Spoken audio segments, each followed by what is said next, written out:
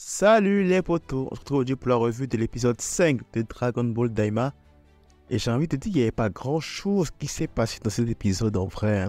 Maintenant que j'y pense, il n'y avait pas du tout grand chose qui s'est passé. Il y a eu quelques moments drôles par-ci, par-là honnêtement. Mais c'était vraiment en fait un épisode encore d'exploration. Mais quand même avec la présence de nouvelles alliés. En la personne de Pandy très drôle comme personnage. Puis il y a eu des trucs intéressants quand même dans cet épisode en vrai, quelques petits trucs intéressants par-ci par-là, mais c'est vraiment plus, je pense, la transition, genre de l'exploration pour trouver un nouveau vaisseau, puis finalement pouvoir continuer le chemin, quoi, tu vois un peu le genre. Mais on va quand même parler de cet épisode un peu, donc commençons par Pandy qui a forcé son chemin en fait. D'abord elle était incognito, mais elle a forcé son chemin dans le clan de Goku compagnie là. Et ça me fume à quel point Goku n'arrive juste pas à prononcer le nom de Glorio. Et chaque fois il dit Glorio, Goliro, il appelle pas des noms ultra bizarres. Et puis Glorio dans ce coin qui upset évidemment, qui est vraiment genre saoulé, dit toujours Nah, it's Glorio, nah, c'est Glorio, nah, c'est Glorio. C'est archi drôle. Je me rappelle le running gag qu'il y a avec Zura dans Gintama là, mais bon, pour ceux qui connaissent, mais c'était vraiment sympa. Puis il y avait aussi la blague stupide. À un moment donné où tu as l'autre Pandy en fait qui veut montrer à Goku qu'il utilise la magie. Et là Goku qui dit oh ben moi je sais pas utiliser la magie et tout, c'est nice tout ça.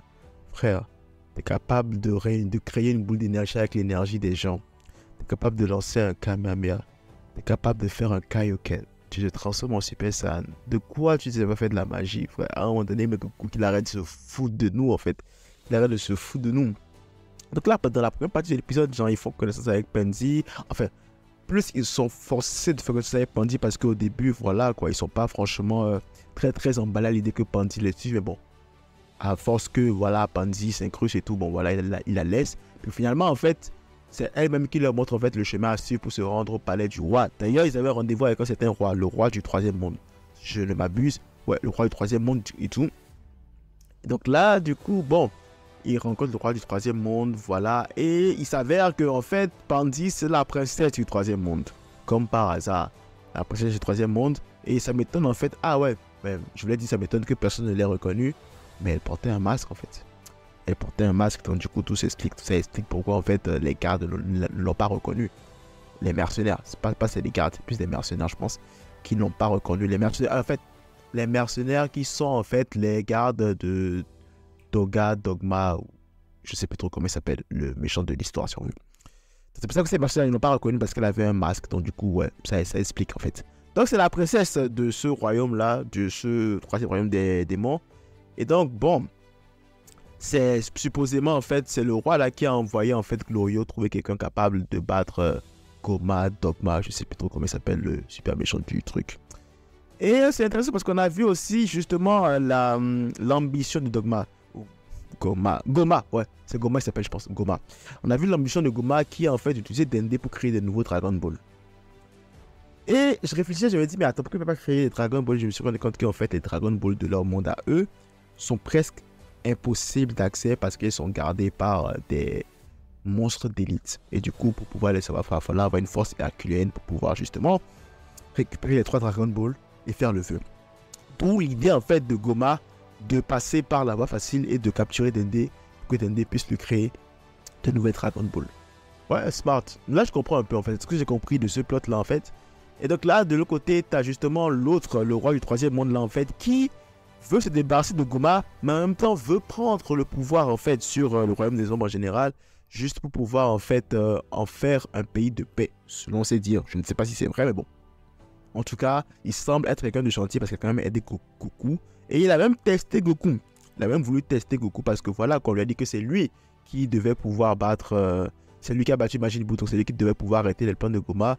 Et après, quand tu étais là, tu vois un petit enfant, quoi, tu vois un gamin. Et là, c'est là que Goku explique en fait aux gens que voilà, quoi. Ils ont été réduits à la taille de gamin. Donc voilà pourquoi en fait, il ressemble quand même, en fait, il est vraiment fort. Et il nous a montré qu'il est vraiment fort, mais encore une fois, c'est qu'on des sbires, mais franchement, les chorégraphies du combat de Dragon Ball Daima sont incroyables. Elles sont très belles, elles sont immaculées. Franchement, j'adore. Je regarde cette chorégraphie, j'ai le sourire aux lèvres. Et généralement, tu as l'opening qui passe en sourdine derrière.